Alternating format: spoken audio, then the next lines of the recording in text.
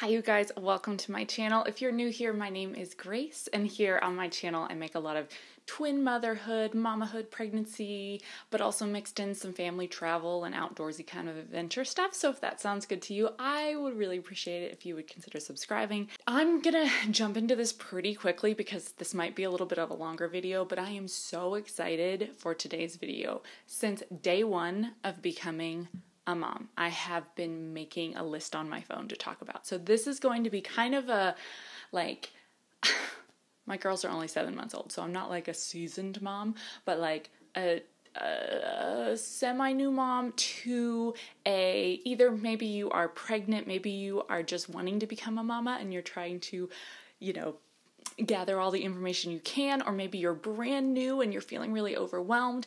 I'm gonna give you some advice that I was not told. And some of these things are really important. Stay tuned for like the last one because I'm still salty about it. And it's not like nothing actually horrible happened. But we had a situation that should never have happened. If someone at the hospital when I first gave birth had just told me. It's a whole thing. So stay tuned for that one. But anyway, grab a coffee or a tea. I got my water right here. We're going to have a mama to mama chat on all the things that I wish that I had been told. Just baby advice. Yeah, let's get into it.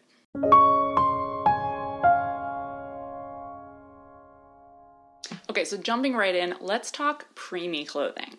So, maybe your baby is measuring quite large, so preemie clothing might not be something that you have to worry about, but for me, I was pregnant with twins, and my babies were measuring small, but I didn't think that they were going to be that small. I thought the measurements were wrong, because big babies run in my family, so I was 9 pounds, 8 ounces, and my nephew was like 10 pounds, 11 ounces. We have big babies. My husband's family has small babies, and so clearly having multiples, and they took after my husband's family, so I should have known my girls are going to be small. They were very small, which I'm going to talk about in that last story. So anyway, I wish that I had had preemie clothing ready. So thankfully my mom was in town, and so she went and ran to Carter's and picked up some preemie clothing. Once we realized the newborn clothes that I brought, the babies were literally like drowning in them. They could not wear them. And so Carter's was the only place in our area that carried preemie clothing. Preemie clothing is a little bit challenging to find, unless, if you live in like a huge city, maybe it's a little bit more accessible. But I live in a fairly, medium-sized city, and Carter's was the only place. And also Amazon takes like a week to get to us. So I wish I just had them on hand. You can always return stuff, but just having them on hand. Same goes for preemie diapers. Thankfully in the hospital had preemie diapers. So they were fine while they were in the hospital, and then we took some home with us. But then there was literally one store with one brand that carried preemie size. I think it was Pampers. But like preemie diapers and preemie clothes are not super easy to find. So if there's an inclination that your babies might be a little bit on the smaller side, just have some ready. Again, you can always return them. My bigger baby, she was in preemies for a solid 3 weeks.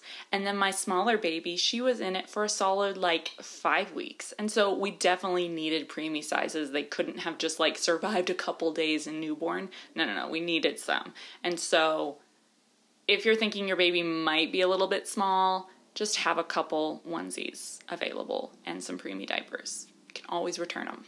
Okay, this next one. If you are a first-time mama, you might not be aware of this. I have been around my nieces and nephews when they were really, really small, and I still didn't know about this until I had a baby sleeping in my room with me. And that's something called active sleep.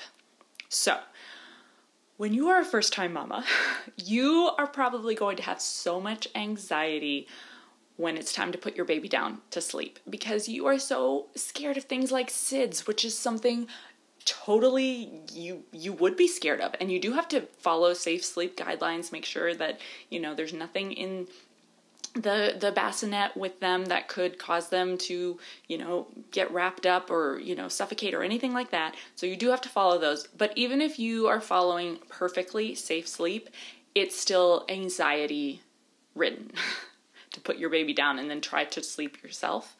Your baby's going to wake up like every 2 to 3 hours to feed. And so in those 2 to 3 hours that hopefully your baby is sleeping, mama also needs to sleep. But there's something called active sleep that your baby will probably do. It's exactly what it sounds like. Your babies, I always say babies because I had 2, but you might have 1, or you might have 2, or you might have 3. But that's what I mean when I say babies. But your babies are very active when they sleep. They move a lot. They make a lot of sounds. Sometimes they will cry out, but they're actually still asleep. So it doesn't mean that when you hear your baby making lots of noises to not get up and check on them. Obviously, you should, to make sure that they're okay. But just because you hear your baby moving or make a noise doesn't mean that they desperately need you right then. And I'm just giving you permission because, mama, you have to sleep when you can. Because you're not going to sleep much, especially those first couple months. You're not going to. And so just be aware of something called active sleep. After you watch this video, go on YouTube and search up active sleep because there's probably videos that show like examples of it. So you might be a little confused of what I'm talking about. But it was something that I was unaware of. So for the first couple weeks, I would just get up every single time I heard my babies. But then that meant I was literally not getting any sleep whatsoever. So just be aware of active sleep. Next up, let's talk amniotic fluid. So when you are pregnant with your babies, they are in the amniotic sac with fluid, and while they're in there, they are ingesting that fluid. They are swallowing it, then it's coming out, and then they're swallowing it again. So typically if you give birth naturally and they go through the canal, that is a squeezing motion. And so a lot of babies, they kind of like sort of vomit up a lot of that fluid when they're going through the canal. But if you have a C-section, they don't typically throw that up. And so literally for days or sometimes even weeks, that was our experience. For weeks, my little Winnie was throwing up a lot more. Like she would drink breast milk and then she would throw up a lot. And in this, we call it pitsy in my house. So sorry, I might call it pitsy. When she would pitsy, I would see breast milk, but I would also see this like, this is yummy, but like a bile-y kind of stuff. And she was throwing up so much more than her sister. And Evie did not have a whole bunch of that bile, but Winnie did. And so we talked to the pediatrician, and that was actually amniotic fluid. And it can take weeks for that to get out of their system. So if your baby is throwing up a lot of this like watery, bile-y kind of stuff, you don't necessarily have to be super alarmed because it's probably amniotic fluid, and that can cause them to throw up more often than if they don't have a lot of that in their stomach. A lot of this advice, I'm not necessarily giving you medical advice. Always check with your pediatrician first. But there were so many things, including my whole subchorionic hemorrhage experience, that I will link that video. If I had just known that it existed, maybe that would have helped me not to have like a literal heart attack. Okay? So that's why I'm telling you these kind of things. I'm not trying to give you a whole bunch of medical advice or anything like that, but I'm just trying to make you aware of some things that could happen or some reasons that some things might happen, just to ease your mama heart because you're already going to be worrying enough. Next up, this one should be really quick, and I would love to hear if anybody else has an alternative, but when you first have newborns, you have to keep track of their bottles and how much they're drinking, or their, how long they're breastfeeding and how many pee-pee diapers they have and poopy diapers. Like, you have to track everything.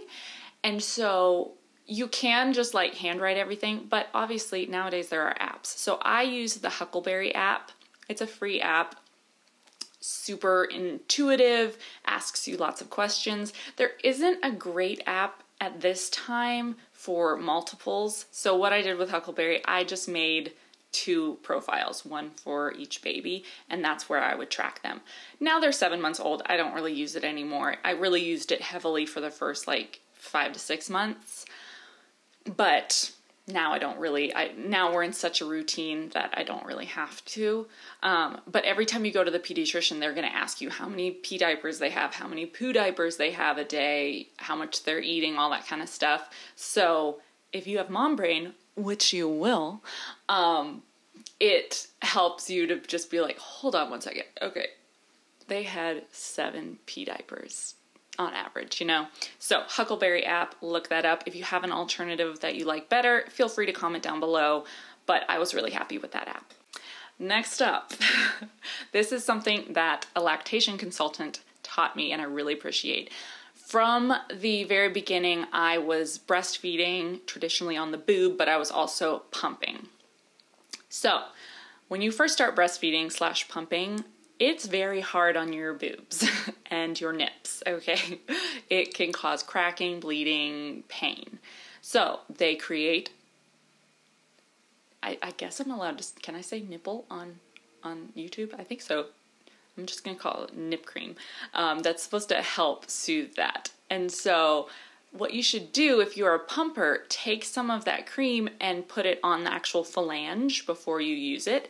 It makes everything so much more comfortable. There were a couple times I didn't have mine right with me, and so I would use the pump without it, and oh my gosh, it was very uncomfortable. So grab some nip cream. I have 2 that I really recommend, and I will put them here and here, somewhere in there.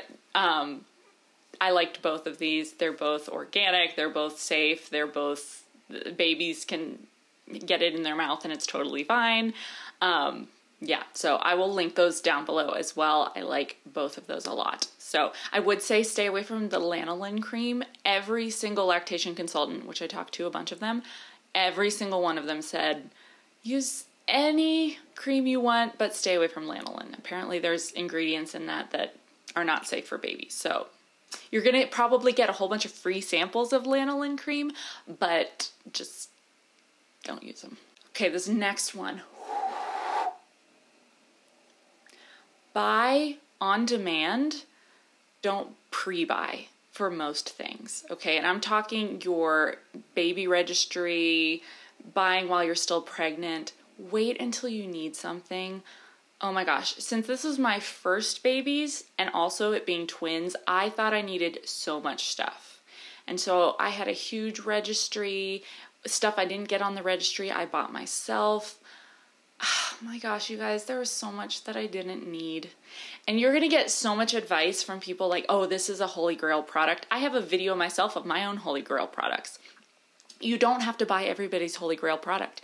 You and your baby is going to be different, and you're going to have your own Holy Grails, okay? So don't feel pressured to get everything. Wait until you need it. Especially nowadays with things like Amazon Prime, you can get things so fast. A good thing to do for your registry, because registries a lot of times are really intimidating for new moms, ask for gift cards.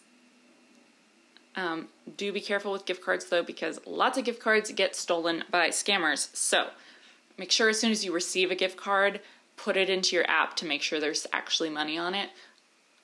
In my fail video, which I'll link my Holy Grail and my Holy Fail video.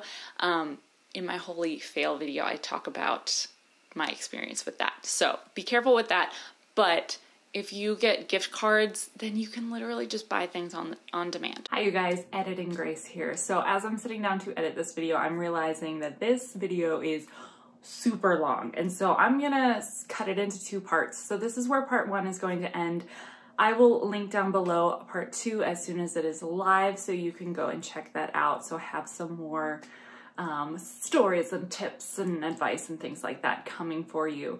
But I just don't want you to have to sit here and watch a 35-minute video. That sounds horrible. So this is where I'm going to end this one. I hope that you've enjoyed it. If you have, please consider subscribing, especially so that you can be up to date when the next video goes live, which will be in a few days. And so I hope you have enjoyed this. Let me know if any of this was helpful for you, or if you have your own bits of advice for brand new mamas, please let us all know. This is a community. We all work together. Okay. Okay, so I hope you guys have a great rest of your day. Goodbye.